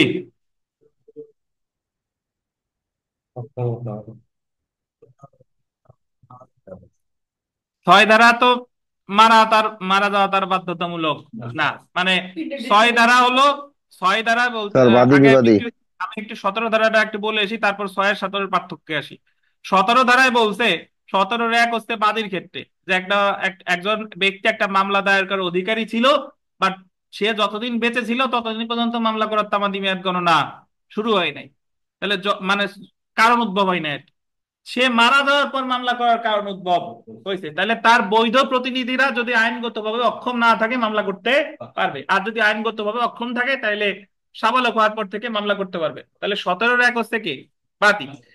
17-2 বলতেছে যে যতদিন বেঁচে ছিল ততদিন তার বিরুদ্ধে মামলা, বিবাদীর বিরুদ্ধে মামলা করে নাই, যখন সে মারা গেছে তখন তাইলে মামলা করবে ওই ব্যক্তির বৈধ প্রতিনিধির বিরুদ্ধে, এবং তারা ওই মামলায় প্রতিদ্বন্দ্বিতা করতে পারতো যেভাবে তার বাবা বা ভাই বেঁচে থাকলে করতে পারতো। এটা কত? 17-2। আর 17-3 বললো যে এই যে যে 17 ধারার যে বিধানাবলী, এটা অগ্রকরের মামলা, স্থাবর সম্পত্তি দখলের মামলা আর বংশগত পদ লাভের মামলার ক্ষেত্রে প্রযোজ্য হবে না। এখন আমরা একটু 17-র সাথে 6-এর তুলনা করি। দেখেন, 6-এ বলছে যে যখন কারণ উদ্ভব হয়েছে ওই সময় সে বৈধ অপরাধ ছিল নাকি। আর 6-এ কিন্তু মারা গেলে যেতে পারে, বাট মারা যাওয়াটা বাধ্যতামূলক না, মারা না গেলেও সুস্থ সুস্থ হইলেই সে বৈধ অপরাগতার সুবিধা পাবে। আর 17-তে বলছে যে যতদিন পর্যন্ত ওই ব্যক্তি জীবিত ছিল ততদিন পর্যন্ত মামলা করার মানে কারণ উদ্ভব হয় নাই, মারা যাওয়ার পর কারণ উদ্ভব হয়েছে। এবং 6-এর ক্ষেত্রে ওই ব্যক্তি স্বয়ং মামলা করতে পারে অথবা তার বৈধ প্রতিনিধিও মামলা করতে পারে, কিন্তু 17-তে মামলা করে কে? তার বৈধ প্রতিনিধি, তার বৈধ প্রতিনিধি। এতটুকুই হলো পার্থক্য। আর 6-এর ক্ষেত্রে 6-এর সুবিধাটা পায় শুধুমাত্র বাদী বা ডিক্রিদার, আর 17-তে পাবে কে? বাদী বিবাদী উভয়। 6-এর ক্ষেত্রে এটা অগ্রকরের মামলার ক্ষেত্রে প্রযোজ্য না, আর 17-র ক্ষেত্রে এটা অগ্রকরের মামলার ক্ষেত্রে প্রযোজ্য না, তারপর স্থাবর সম্পত্তির দখলের ক্ষেত্রে প্রযোজ্য না, বংশগতি পদ লাভের ক্ষেত্রে প্রযোজ্য না। বুঝতে পারছেন? তাহলে আমরা 17 ধারাটা একটু পড়ি। দেখেন, তামাদি আইনের 17 ধারায় মামলা করার অধিকার অর্জনের পূর্বে মৃত্যুর ফলাফল সম্পর্কে আলোচনা করা হয়েছে। 17-1 ধারা অনুসারে যদি কোনো ব্যক্তি, আন্ডারলাইন করেন, জীবিত থাকলে কোনো মামলা বা দরখাস্ত দায়ের করার অধিকারী হতো, উক্ত ব্যক্তি উক্ত অধিকার অর্জনের পূর্বেই যদি মৃত্যুবরণ করে, ধরেন অনুপ 50,000 টাকা পাবে জাকারিয়ার কাছে। অনুপ যতদিন বেঁচে ছিল জাকারিয়া বলছে টাকা আজ দেই কাল দেই দেবো দেবো বলে, অনুপ প্রিয়া দেয় নাই, অনুপ টাকার শোকে মারা গেছে। তো অনুপের যে ছেলে মেয়ে আছে তারা মামলা করার অধিকারী। ছেলে মেয়ে যদি অধিকার অর্জনের পূর্বেই মৃত্যুবরণ করে, অর্থাৎ অনুপ যতদিন বেঁচে ছিল ততদিন পর্যন্ত জাকারিয়া টাকা দেয় নাই, বলছে যে দিব দিব দিব দিব, মানে মামলা করার কারণ উদ্ভব হয় নাই। অনুপ মারা যাওয়ার পরে জাকারিয়া বলতেছে যে তোমার বাবা আমার কাছে কোনো টাকা পয়সা পায় না। পাবে না, তখন অনুপের যে ছেলে আছে, মৃত ব্যক্তির আইনগত প্রতিনিধি, উক্ত মামলা বা দরখাস্ত দাখিল করার যোগ্যতা অর্জনের পর থেকে তামাদি মেয়াদ গণনা শুরু হবে। অনুপ মারা যাওয়ার পরে তার ছেলে যদি, ছেলে টাকা চাইতে গেল, জাকারিয়া বললো যে আমি দিব না টাকা বা কোনো টাকা পায় না, তাহলে তার ছেলে ওই মুহূর্তে যদি সামালক হয়, তার মামলা করার তামাদি মেয়াদ গণনা শুরু হবে। আর ওই ছেলে যদি ওই মুহূর্তে কি থাকে, নাবালক থাকে, তাইলে কি সাবালক হওয়ার পর থেকে তামাদি মেয়াদ গণনা শুরু হবে। দেখেন 17-2 ধারা অনুসারে যে ক্ষেত্রে কোনো ব্যক্তি জীবিত থাকলে তার বিরুদ্ধে মামলা বা দরখাস্ত দায়ের করা যেত, কিন্তু উক্ত অধিকার সৃষ্টি হওয়ার পূর্বেই উক্ত ব্যক্তি মৃত্যুবরণ করে। মানে এবার একটু আগে মারছিলাম অনুপ রে, এবার মারা যাবে জাকারিয়া। ধরেন অনুপ যতদিন টাকা চাইতেছে, জাকারিয়া বল ভাই দেবো দেবো একটু সমস্যা আছি, এই কথা বলতে বলতে জাকারিয়া মারা গেছে। তাহলে এখন অনুপ মামলা করবে জাকারিয়ার যে বৈধ প্রতিনিধি আছে তার বিরুদ্ধে। তাহলে এই যে দেখেন, যদি উক্ত ব্যক্তি যদি মৃত্যুবরণ করে অধিকার সৃষ্টি হওয়ার পূর্বেই, অধিকার সৃষ্টি হওয়ার পূর্বেই যদি মৃত্যুবরণ করে, সেক্ষেত্রে উক্ত মৃত ব্যক্তির আইনগত প্রতিনিধির বিরুদ্ধে মামলা করতে পারবে। তাহলে অনুপ জাকারিয়ার যে বৈধ প্রতিনিধি তাদের বিরুদ্ধে বলেন কি মামলা দায়ের করতে পারবে। তাহলে 17-1 কার ক্ষেত্রে প্রযোজ্য? বাদী। 17-2 বিবাদী। না, কোনো বাধা নাই, কারণ বৈধ অপরগতার সুবিধা বিবাদীর ক্ষেত্রে প্রযোজ্য না। এবং আপনি যদি বলেন যে এই যে মামলা করলো বিবাদীরা না বলো, তাহলে আদালত বিবাদীর পক্ষে ওই যে গার্ডিয়ান অ্যাড লিটেম নিয়োগ করবে আমাদের দেওয়ানি কার্যবিধির 32 আদেশ অনুসারে।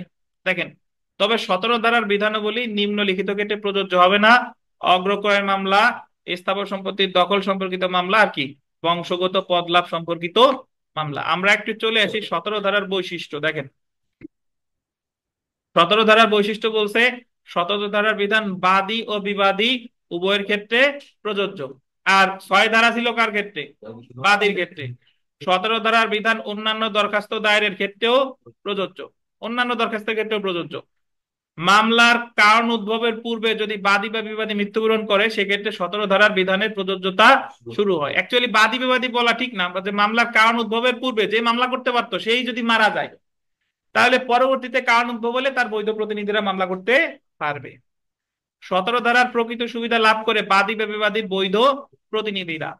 অগ্রক্রয়, স্থাবর সম্পত্তির দখল পুনরুদ্ধার বা বংশগত পদ লাভ সম্পর্কিত মামলার ক্ষেত্রে 17 ধারার বিধান হয়ে গেছে, বিধান লেখেন, বিধান, বিধান প্রযোজ্য হবে না। তানভীর বলেন দিক ক্রোক, ক্রোক বলেন, ক্রোক। আর বলেন তো শুনি, ক্রোক বলেন, বলেন তো দণ্ড, দণ্ড বলেন, দণ্ড।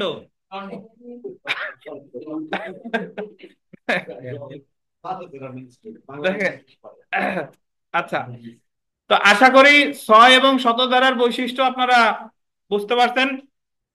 একটা সমস্যামূলক প্রশ্ন এসেছিল, দেখেন ঘটনার বর্ণনা: নাবালক এক্স এর সম্পত্তি তার মাতা ওয়াই বৈধ কর্তৃত্ব ছাড়াই 2012 সালে বিক্রয় করেন। এটার অর্থ কি? মানে নাবালকের নাম হচ্ছে এক্স, তো তার সম্পত্তি বিক্রি করে দিছে তার কে? তার মা বিক্রি করে দিছে বৈধ কর্তৃত্ব ছাড়াই, মানে নাবালকের কাছ থেকে কোনো অনুমতি বা তার প্রতিনিধি হিসেবে বিক্রি করে নাই, মানে বিক্রিটা যথাযথ হয় নাই। বিক্রি করছে কত সালে? 2012 সালে। এক্স 2018 সালে সাবলকত্ব অর্জন করে। সে সাবালক হয়েছে কত সালে? 2018 সালে। কয় বছর পরে? 6 বছর পরে। যাই হোক, এক্স উক্ত সম্পত্তির দখল উদ্ধারের জন্য 2023 সালে মকদ্দমা দায়ের করতে চান। শুনেন আমি একটু বলে দিই, আমাদের এই আহ, তামাদি আইনের 44 অনুচ্ছেদ অনুসারে নাবালক তার দখল উদ্ধারের জন্য মামলা করবে 3 বছরের মধ্যে। কয় বছরের মধ্যে? বাট সে সাবালক হয়েছে কবে? দেখেন 18-তে, কিন্তু মামলাটা করছে কয় বছর, কত সালে? 2023 সালে। কয় বছর পরে? 5 বছর পরে। মকদ্দমাটি দায়েরের ক্ষেত্রে প্রযোজ্য তামাদি উল্লেখে এক্স কে পরামর্শ দিন। এক্স কে জায়গা মামলা করে কোনো ফায়দা পাবে কিনা বলে?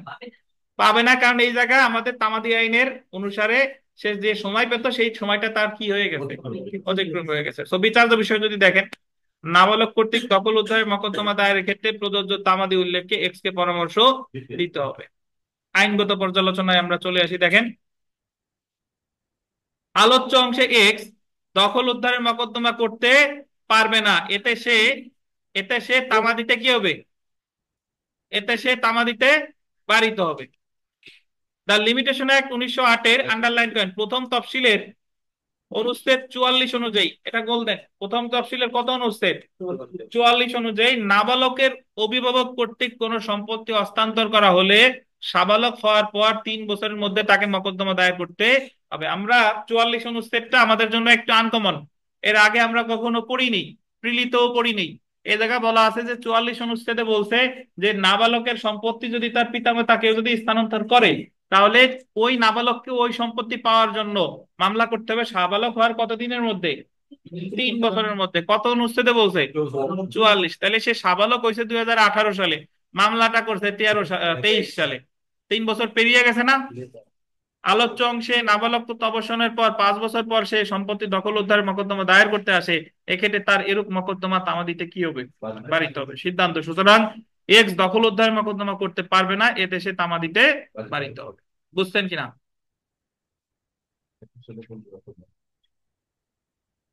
অনুপ, বুঝছেন? আচ্ছা, আমরা এখানে একটা এডিশনাল একটা সমস্যামূলক প্রশ্ন আছে, এটা একটু দেখি, দেখেন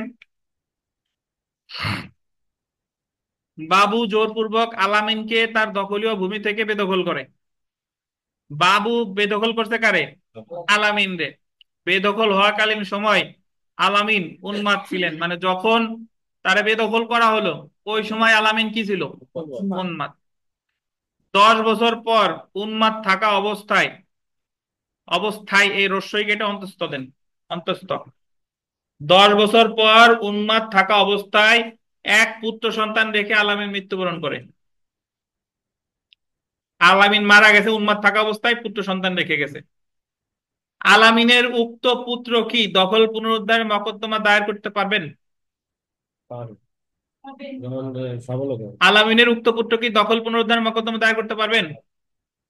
ওই যে সে তো বৈধ অপরাধ থাকা অবস্থায় মারা গেছে, তাহলে ওই পুত্র যদি মানে সাবালক থাকে, তাহলে সাথে সাথেই তার তামাদি মেয়াদ গণনা শুরু হবে। আর ওই পুত্র যদি নাবালক থাকে, তাহলে সাবালক হওয়ার পর তামাদি মেয়াদ গণনা শুরু হবে। 6-3 ও 6-4, 6-3, 6-7 কত, 4। বলেন তো এই সমস্যা এটা এক্ষেত্রে 17 ধারা আসবে কিনা,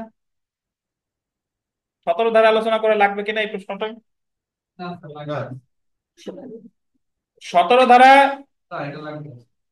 লাগবে না কেন, তানভীর ব্যাখ্যা দেন, তানভীর। কারণ এই জায়গায় 17 ধারা লিখি নাই আমি, এই জন্য। হ্যাঁ?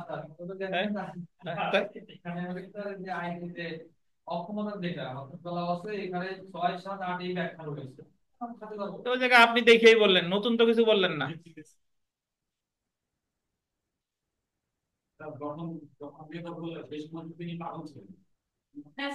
এক্স্যাক্টলি, শুনেন 6 ধারা বলছে যে যখন কারণ উদ্ভব হয়েছে ওই সময় সে বৈধ অপরাধ ছিলেন, ওই সময় কারণ উদ্ভব হয়েছে। কিন্তু 17 ধারায় তো যতদিন সে বেঁচে ছিল ততদিন পর্যন্ত কারণ উদ্ভব হয় নাই, মারা যাওয়ার পরে কারণ উদ্ভব হইলে 17 ধারা হলো তখন। কিন্তু এই জায়গায় তো যখন সে বেঁচে ছিল তখনই মামলা করার কি কারণ উদ্ভব হয়েছে, তো এই জায়গায় আমার 17 ধারা লাগবে না। যদি এরকম হতো যে যতদিন পর্যন্ত সে উন্মাদ ছিল ততদিন পর্যন্ত বেদখল করে নাই, যখন তার ছেলে মারা যাওয়ার পর ছেলে ওই সম্পত্তির বৈধ প্রতিনিধি হিসেবে দেখাশোনা করতে আসলো তখন তারে বেদখল করছে, তখন আমরা আলোচনা করতাম কত দ্বারা, 17 দ্বারা। বুঝছেন? জি, দেখেন বিচার্য বিষয় যে আলামিনের উক্ত পুত্র কি দখল পুনরুদ্ধার মোকদ্দমা দায়ের করতে পারেন, যদি পারেন তবে কতদিন সময় পাবেন তা আলোচনা করতে হবে। এটা একটু লেখেন, যদি পারেন তবে কতদিন সময় পাবেন তা আলোচনা করতে হবে, তা আলোচনা করতে হবে।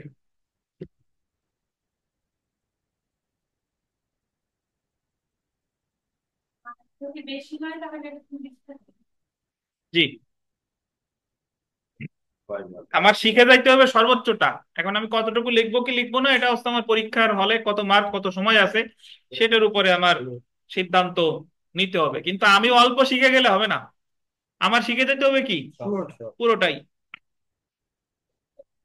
দেখেন, আইনানুগ পর্যালোচনা, আলোচ্য ঘটনায় তামাদি আইনের 6, 7, 8 ধারা এবং সুনির্দিষ্ট প্রতিকার আইনের 9 ধারা প্রযোজ্য হবে। তামাদি আইনের 6, 7 ও 8 ধারায় আইনগত অক্ষমতা এবং সুনির্দিষ্ট প্রতিকার আইনের 9 ধারায় স্থাবর সম্পত্তি থেকে বেদখল হওয়া সম্পর্কে আলোচনা করা হয়েছে। তামাদি আইনের 6 থেকে 8 ধারায় বলা হয়েছে যে যে ব্যক্তির মামলা করার অধিকার সৃষ্টি হয় সেই ব্যক্তি যদি মামলা করার সময় আইনগতভাবে অক্ষম থাকে তাহলে তার মামলা করার তামাদি মেয়াদ গণনা কখন শুরু হবে এবং কিভাবে তামাদি মেয়াদ গণনা করতে হবে সে সম্পর্কে বলা হয়েছে। তামাদি আইনের 6 ধারা অনুযায়ী তিনটি বিষয়কে, একটা অন্তস্থ দেন, তিনটি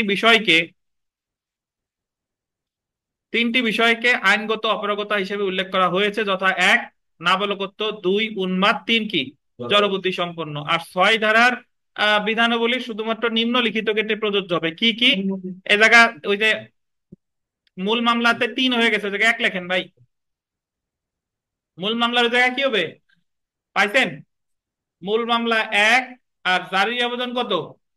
2, ডিক্রিজের আবেদন। অর্থাৎ দেখেন, অর্থাৎ 6 ধারার বিধানাবলী আপিল, রিভিউ বা রিভিশন ইত্যাদি ক্ষেত্রে প্রযোজ্য না। যেমন আপিল দায়েরের সময় আপিলকারী যদি আইনগত অপরাধ হয়, যেমন উন্মাদ থাকে, তাহলে আপিল দায়েরের ক্ষেত্রে তামাদি মেয়াদ গণনা স্থগিত থাকে না।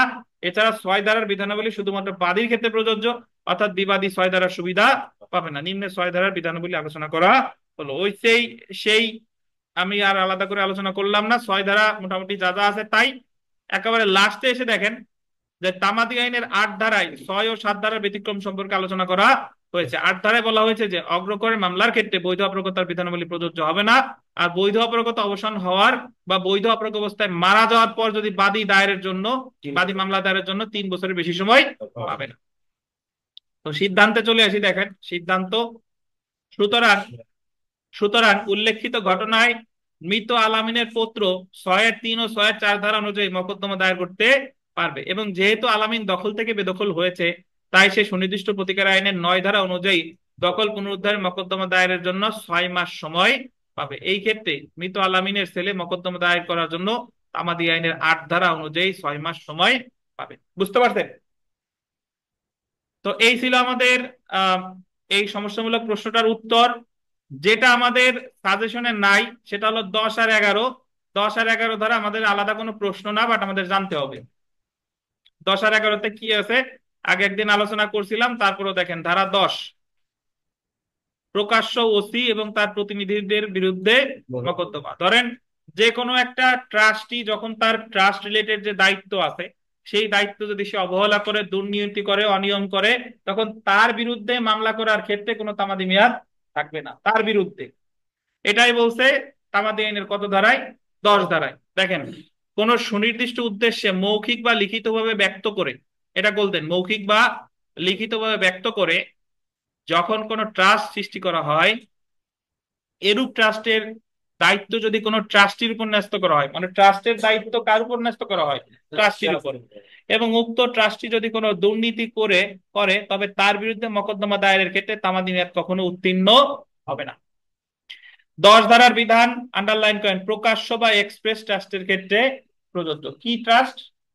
প্রকাশ্য ট্রাস্ট বা এক্সপ্রেস ট্রাস্টের ক্ষেত্রে প্রযোজ্য। এই ধারার উদ্দেশ্যে আন্ডারলাইন করেন, হিন্দু, মুসলিম, বৌদ্ধ ধর্মীয় বা দাতব্য উদ্দেশ্যে কোনো সম্পত্তি উৎসর্গ করাকে ট্রাস্টে ন্যস্ত সম্পত্তি বলে বিবেচিত হবে। এটা প্রিলির জন্য গুরুত্বপূর্ণ।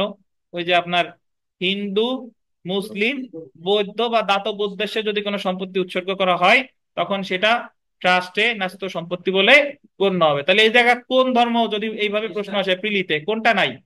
খ্রিস্টান ধর্ম। জি। আর প্রিলিতে যারা আছেন তারা মনে রাখবেন হিমুর বউ, ওই যে হিন্দু, মুসলিম, বৌদ্ধ। জি, হিমুর বউ। জি। তো দেখেন, হিন্দু, মুসলিম, বৌদ্ধ মনে থাকবে আর কি। দাতব্য উদ্দেশ্যে কোনো সম্পত্তি উৎসর্গ করাকে ট্রাস্টের ন্যস্ত সম্পত্তি বলে বিবেচিত হবে। এই ছিল 10 ধারা। আমরা 11 ধারায় চলে আসি। দেখেন, আহ, বৈদেশিক চুক্তির উপরে মামলা, সুটস অন ফরেন কন্ট্রাক্ট। মানে আমি আপনাদের আগে একদিন বুঝাইছিলাম যে একটা চুক্তি যদি যে কোনো দেশের নাগরিক কর্তৃক হোক না কেন, সেটা সম্পাদিত হয়েছে আমাদের দেশের বাইরে মানে বিদেশে। তো ওই চুক্তি নিয়ে যদি আপনি বাংলাদেশে মামলা করতে চান, তাহলে বাংলাদেশি তামাদি আইনই প্রযোজ্য হবে। যে দেশের আদালতে মামলা করবেন সেই দেশের তামাদি আইন প্রযোজ্য হবে। তো আমাদের দেশে দেখেন কোন চুক্তি বিদেশে সম্পাদিত হলেও যদি উক্ত চুক্তি সম্পর্কিত মামলা বাংলাদেশে দায়ের করতে হয়, তবে বাংলাদেশি তামাদি মেয়াদ প্রযোজ্য হবে। 11 ধারায় লেক্স ফোরি বা লজ অফ এ ফোরাম, যে আদালতে মামলা হবে সেই আদালতে সেই দেশের আইন প্রযোজ্য হবে, নীতিটি প্রতিফলিত হয়েছে। তো প্রিলির জন্য গুরুত্বপূর্ণ, বাট লিখিততে আমরা একটু পড়ে ফেললাম যে যদি কখনো আসে যে লেক্স ফোরি, তাহলে কত ধারায় আছে? 11 ধারায়। তো সর্বশেষ আমরা যেটা পড়বো, 5 ধারার যে প্রশ্নটা, 5 নাম্বার যে প্রশ্নটা, এটা অলরেডি আমরা পড়ে ফেলেছি। তারপরেও দেখেন এই জায়গায় 5-এর এতে কি জিজ্ঞাসা করছে, যে তামাদি আইনের 12 ধারার আলোকে তামাদি মওকুফের পরিধি আলোচনা করুন। মানে 12 ধারায় কি আছে সেটা পরিধি আলোচনা করুন। এ আইনের 5 ধারায় বর্ণিত বিলম্ব মওকুফ এবং 12 ধারায় বর্ণিত বিলম্ব মওকুফের মধ্যে পার্থক্য আলোচনা করুন। আমি একবার আপনাদের বলেছিলাম যে সাধারণত পার্থক্য আসে 5 আর 14, 5 আর 14, কিন্তু এই জায়গা দিয়ে দিছে 5 আর 12। তো আপাত দৃষ্টিতে ভুল মনে হলেও এটাই সঠিক। তো তানভীর, 12 ধারায় কি আছে একটু বলেন তো তানভীর সাহেব।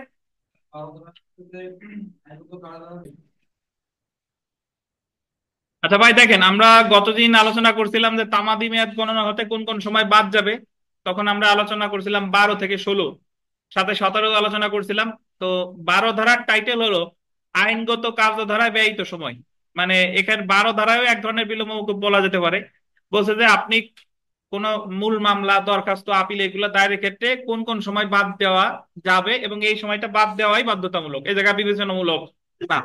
যেরকম আমরা আগে একদিন পড়েছিলাম, দেখেন 12-1 দেখেন, মামলা, আপিল বা আবেদনের তামাদি মেয়াদ গণনা করতে যেদিন হতে উক্ত মেয়াদ গোল দিবেন আরম্ভ হয় সেই দিনটি বাদ দিতে হবে।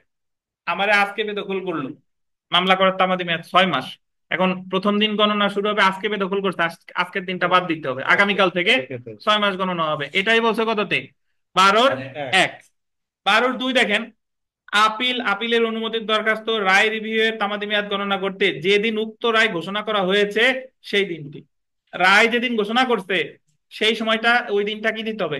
বাদ দিতে হবে। এবং যে ডিক্রি বা আদেশ বা দণ্ডাদেশ সম্পর্কে আপিল বা রিভিউ করা হবে সেই ডিক্রি বা আদেশের সই মোহরিকৃত নকল সংগ্রহ করতে ব্যয়িত সময় বাদ দিতে হবে। মানে ওই আদেশ বা ডিক্রির যে সার্টিফাইড কপি, এটা তুলতে যে সময় লাগে এই সময়টাও বাদ দিতে হবে। 3 নাম্বার দেখেন, ডিক্রি হতে আপিল বা ডিক্রি রিভিউ করতে, তামাদি মেয়াদ গণনা করতে, উক্ত ডিক্রির রায়ের নকল সংগ্রহ করতে যে সময় ব্যয় হয় সেটাও বাদ দিতে হবে। ডিক্রির 2 আর 3 অলমোস্ট সেম, বাট দুইটা দেওয়ানি মামলার ক্ষেত্রেও প্রযোজ্য, ফৌজদারি মামলার ক্ষেত্রেও প্রযোজ্য। কিন্তু 12-র যে 3, এটা বলছে ডিক্রির বিরুদ্ধে যদি আপিল করতে চান বা ডিক্রির যদি আপনি রিভিউ করতে চান, তাহলে উক্ত ডিক্রির নকল সংগ্রহ করতে যে সময় লাগে সেই সময়টা বাদ দিতে হবে। এটা 12-3। এবং 12-4 সবশেষে যেটা, কোন রোয়েদাদ বাতিল করার জন্য দরখাস্ত তামাদি মেয়াদ গণনার ক্ষেত্রে উক্ত রোয়েদাদ উত্তোলন করতে যে সময় ব্যয় হয় সেই সময় বাদ দিতে হবে। আনোয়ারুল হক সাহেব বলেন, রোয়েদাদ কাকে বলে? সালিসির সিদ্ধান্ত। যদি কোনো সালিসিতে কোনো সিদ্ধান্ত দেওয়া হয় তাহলে ওই রোয়েদাদ উত্তোলন করতে যে সময় লাগে সেই সময়টাও বাদ দিতে হবে। এখন আমরা দেখি যে তাহলে 12 ধারায় আইনগত কার্যধারায় ব্যয়িত সময় বাদ দিয়ে তামাদি মেয়াদ গণনা করা আদালতের জন্য বাধ্যতামূলক এবং মামলাকারী অধিকার হিসেবে এটা দাবি করতে পারে। এখন আমরা চলে আসি 5 ধারায় বিলম্ব মওকুফ এবং 12 ধারায় বিলম্ব মওকুফের মধ্যে পার্থক্য। তো 5 ধারা আমি আর এখানে বিস্তারিত আলোচনা করলাম না, কারণ আমরা দ্বিতীয় ক্লাসে কিন্তু এই 5 ধারা বিস্তারিত আলোচনা করছি আর কি। তো 1 নাম্বার প্রশ্নটা যদি দেখেন, 1 নাম্বার পয়েন্টটা, 5 ধারার বিষয়বস্তু হলো বিলম্ব মওকুফ বা আন্ডারলাইন করেন সময় বৃদ্ধিকরণ। সময় কি? অর্থাৎ 5 ধারার টাইটেল হলো সময় বৃদ্ধিকরণ। অপরদিকে 12 ধারার বিষয়বস্তু হলো আইনগত কার্যধারায় ব্যয়িত সময় বাদ দেওয়া। 5 ধারার শিরোনাম হলো সময় বৃদ্ধিকরণ, আর 12 ধারার শিরোনাম কি? আইনগত কার্যধারায় ব্যয়িত সময় বাদ দেওয়া। 2 নাম্বার দেখেন, তামাদি আইনের 5 ধারায় বিলম্ব মওকুফ করা আদালতের জন্য গোল্ডেন বিবেচনামূলক। 5 ধারায় মওকুফ করা কি? বিবেচনামূলক। অপরদিকে 12 ধারা অনুযায়ী তামাদি মেয়াদ গণনা করতে সময় বাদ দেওয়া আদালতের জন্য বাধ্যতামূলক। তারপরে দেখেন, তামাদি আইনের 5 ধারা মূল দেওয়ানি মোকদ্দমার ক্ষেত্রে প্রযোজ্য নয়। তামাদি আইনের 5 ধারায় কিন্তু মূল দেওয়ানি মামলার ক্ষেত্রে প্রযোজ্য নয়। অপরদিকে 12 ধারার বিধানাবলী মূল দেওয়ানি মোকদ্দমা সহ অন্যান্য আবেদনের ক্ষেত্রেও প্রযোজ্য। 4 নাম্বার দেখেন, তামাদি আইনের 5 ধারা বিশেষ আইনের ক্ষেত্রে প্রযোজ্য না। এখন তামাদি আইনের 5 ধারা যে বিশেষ আইনের ক্ষেত্রে প্রযোজ্য না, এটা আমরা বুঝলাম কয় ধারা থেকে? 29 ধারা থেকে। কারণ বিশেষ আইনের ক্ষেত্রে 3 ধারা প্রযোজ্য, 4 ধারা প্রযোজ্য, 9 থেকে 18 প্রযোজ্য, 22 প্রযোজ্য, তার ভিতরে 5 কিন্তু নাই। অপরদিকে 12 ধারা বিশেষ আইনের ক্ষেত্রেও প্রযোজ্য। তারপরে 5 নম্বরে যদি আমরা চলে আসি, দেখেন 5 ধারা শুধুমাত্র যথেষ্ট কারণে আদালত বিলম্ব মওকুফ করতে পারে। বিভিন্ন ধরনের যথেষ্ট কারণ হলো কি কি দেখেন: আবেদনকারী অসুস্থতা, আবেদনকারী কারাবাস, আবেদনকারী দরিদ্রতা, আর সরল বিশ্বাসে আবেদনকারী কর্তৃক ভুল কার্যধারা গ্রহণ, সরল বিশ্বাসে আইনজীবী কর্তৃক ভুল, আইনজীবীর অসুস্থতা, আইনের পরিবর্তন, রায় বা ডিক্রির কপি প্রস্তুতিতে আদালতের কর্মকর্তার ভুল ইত্যাদি। অন্যদিকে 12 ধারা অনুযায়ী শুধুমাত্র রস্যু দেন, শুধু শুধুমাত্র উক্ত ধারায় উল্লেখিত ক্ষেত্র অনুযায়ী আদালত বিলম্ব মওকুফ করতে পারে। 12 ধারায় উল্লেখিত বিভিন্ন ক্ষেত্র হলো রায় ঘোষণার তারিখ বাদ দেওয়া, আবেদন আপিল উত্তোলনে ব্যয়িত সময় বাদ দেওয়া ইত্যাদি। 6 নম্বরে লেখেন যে 5 ধারা অধিকার হিসেবে দাবি করা যায় না, কিন্তু 12 ধারা অধিকার হিসেবে দাবি করা যায়। 5 ধারা অধিকার হিসেবে দাবি করা যায় না, কিন্তু 12 ধারা অধিকার হিসেবে দাবি করা যায়।